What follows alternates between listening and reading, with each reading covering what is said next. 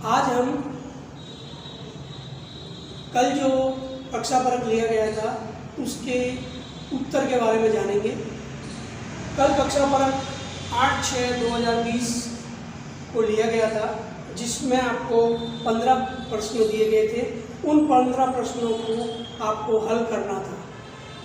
आपको उत्तर बताए जा रहे हैं, आप उन प्रश्नों के उत्तर स्वयं जांचिए कि आपने सही किया है या गलत किया है।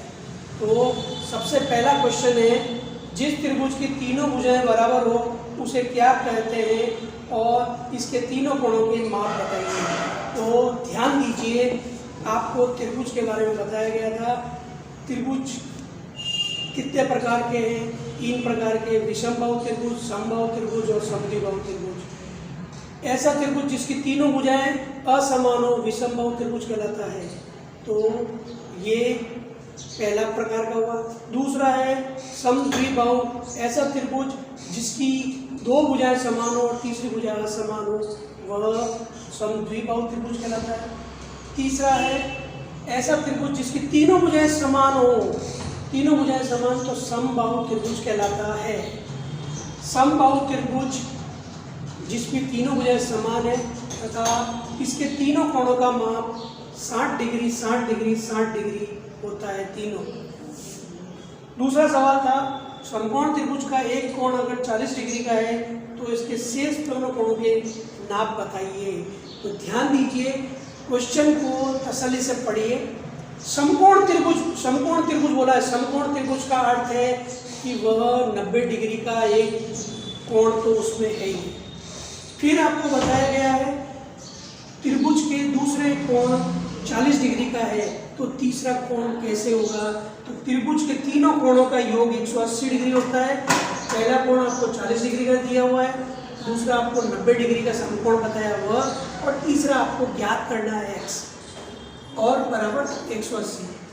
आपने इन दोनों को जोड़ा तो 130 प्लस x 180। x बराबर 130 को हमने पक्षांतरण किया, 180 माइनस 130 50 डिग्री, तो 50 डिग्री तीसरा कोण होगा। फिर आपका तीसरा सवाल था, समकोण त्रिभुज का कर्ण 25 सेंटीमीटर दिया हुआ है, एक भुजा 7 सेंटीमीटर दिया है, तो तीसरी भुजा का नाप बताइए। तो समकोण त्रिभुज में कर्ण आपको दिया हुआ है 25 सेंटीमीटर, एक भुजा 7 सेंटीमीटर, तीसरी भुजा को ज्ञात करना है। हमारा जो समकोण त्रिभुज की भुजाओं ज्ञात करने का सूत्र है कर्ण स्क्वायर बराबर आधार स्क्वायर प्लस लंब स्क्वायर। कर्ण स्क्वायर आपका 25 दिया हुआ है, उसका स्क्वायर किया। दूसरा हो गया आधार, यानी कि एक भुजा, तो उसका 7 का स्क्वायर किया, 7 को 7 से गुणा करेंगे। और लंब स्क्वायर आपको ज्ञात करना है, वह आपको लंब स्क्वायर ऐसे कैसे रखेंगे। अब 25 को 25 से गुणा किया तो 625 आया, 7 को 7 से गुणा किया, 7 का वर्ग 49 आया, और ये लंब स्क्वायर 49 यहाँ प्लस में जब पक्षांतरण करके इधर लेके आए तब 625 इधर प्लस था, इधर आया तो माइनस से 49, उसमें से घटाए तो 576। ये लंब स्क्वायर आया, अभी लंब ज्ञात करना है, तो जैसे इसका एकदम वर्गमूल निकाला तो इसका भी वर्गमूल निकालेंगे, तो 576 का वर्गमूल निकाला तो 24 आया। इस तरह से ये तीसरा प्रश्न हल हुआ। नेक्स्ट क्वेश्चन है क्वेश्चन नंबर 4, एक अधिक कोण त्रिभुज के शेष दोनों कोण कौन से होंगे? आपको ध्यान होना चाहिए, अधिक कोण बोला है 90 डिग्री से ज़्यादा होंगे, तो त्रिभुज में 3 कोण हुए जिसमें से एक कोण 90 से ज़्यादा है। 90 से ज़्यादा मतलब 91, 92 कितना भी हो सकता है। और चूंकि 3 कोण होंगे तो बचे हुए 2 कोण तो न्यून कोण ही होंगे, तो इसके लिए ये लिखा अधिक कोण त्रिभुज के दोनों कोण न्यून कोण होंगे। 5वां क्वेश्चन है, किसी त्रिभुज में बड़ी भुजा के सामने वाला कोण कैसा होगा? तो ध्यान देना, किसी त्रिभुज में बड़ी भुजा के सामने वाला कोण बड़ा होगा। 6वां क्वेश्चन है, किसी त्रिभुज में 2 भुजाओं का योग तीसरी भुजाओं से सदैव अधिक होगा। 2 भुजाएं जोड़ेंगे तो तीसरी भुजा से वह हमेशा ज़्यादा ही आनी चाहिए, तभी वह त्रिभुज सही त्रिभुज होगा। 7वां क्वेश्चन है, किसी भी समकोण त्रिभुज में आधार ज्ञात करने का सूत्र त्रिभुज का आधार ज्ञात करने का सूत्र है आधार बराबर वर्गमूल कर्ण स्क्वायर माइनस लंब स्क्वायर। हम इसका वर्गमूल लेंगे तब आधार आएगा। 8वां क्वेश्चन है किसी त्रिभुज का क्षेत्रफल ज्ञात करने का सूत्र है। तो त्रिभुज का क्षेत्रफल का सूत्र है 1/2 इंटू आधार इंटू ऊंचाई। प्रश्न संख्या 9 समकोण त्रिभुज के सभी त्रिकोणमितीय अनुपात। तो समकोण त्रिभुज के सभी त्रिकोणमितीय अनुपात है sin थीटा बराबर लंब बटा कर्ण, cos थीटा बराबर आधार बटा कर्ण, tan थीटा बराबर लंब बटा आधार, cot थीटा बराबर आधार बटा लंब, sec थीटा बराबर कर्ण बटा आधार और cosec थीटा बराबर कर्ण बटा लंब। ये आपके क्वेश्चन नंबर 9।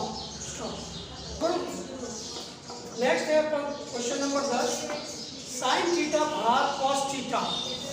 इसको क्या कहेंगे? तो जब भाग में लिखा है तो ये नीचे आएगा sin बटा cos और sin बटा cos होता है tan, तो इसका आंसर हुआ tan थीटा। फिर आता है question number 11 sin square theta plus खाली जगह बराबर 1। तो जो सर्व समीकरण है पहली sin square plus cos square बराबर 1 होता है, ये ध्यान देना। क्वेश्चन नंबर 12 आयत और समांतर चतुर्भुज में एक समानता और एक अंतर बताइए। तो चूंकि आयत भी एक समांतर चतुर्भुज है, लेकिन ध्यान देना आयत की जो परिभाषा है उसके अनुसार आयत की सम्मुख भुजाएं समान व समांतर होती है। आमने सामने की भुजाएं बराबर और समांतर भी होती हैं। जब और साथ ही समांतर चतुर्भुज की सम्मुख भुजाएं भी समान व समांतर होती है, ये एक पहली समानता होगी। आयत व समांतर चतुर्भुज में अब अंतर, आयत के सभी कोण 90 डिग्री के होते हैं, जबकि समांतर चतुर्भुज के सभी कोण 90 होना जरूरी नहीं है। क्वेश्चन नंबर 13 आयत का परिमाप का ज्ञात करने का सूत्र। आयत का परिमाप का ज्ञात करने का सूत्र है 2 गुणा लंबाई प्लस चौड़ाई। शुरू। क्वेश्चन नंबर 14 वर्ग का क्षेत्रफल का सूत्र क्या है? तो वर्ग का क्षेत्रफल का सूत्र है भुजा गुणा भुजा। लास्ट 15वां क्वेश्चन है एक वर्ग का क्षेत्रफल आपको 36 सेंटीमीटर हो तो इसकी एक भुजा ज्ञात करो। तो वर्ग का क्षेत्रफल का सूत्र है भुजा इंटू भुजा। क्षेत्रफल आपको दिया हुआ है 36, इसका भुजा स्क्वायर, अगर हम भुजा का वर्गमूल निकालेंगे भुजा स्क्वायर का तो भुजा बनेगा, तो 36 का भी वर्गमूल निकाला, उसका आंसर है 6। इस आप अपने सभी क्वेश्चन आंसर्स आप मिलाइए। अगर आपने नहीं किए हैं तो कल जो वीडियो भेजा था उसमें सारे प्रश्न हैं और आज जो वीडियो आ रहा है इसमें सारे हल किए हैं, इसको आप करिए। धन्यवाद। घर पर सुरक्षित रहिए, मास्क लगा कर रहिए और साथ में बराबर लगातार हाथ धोते रहिए।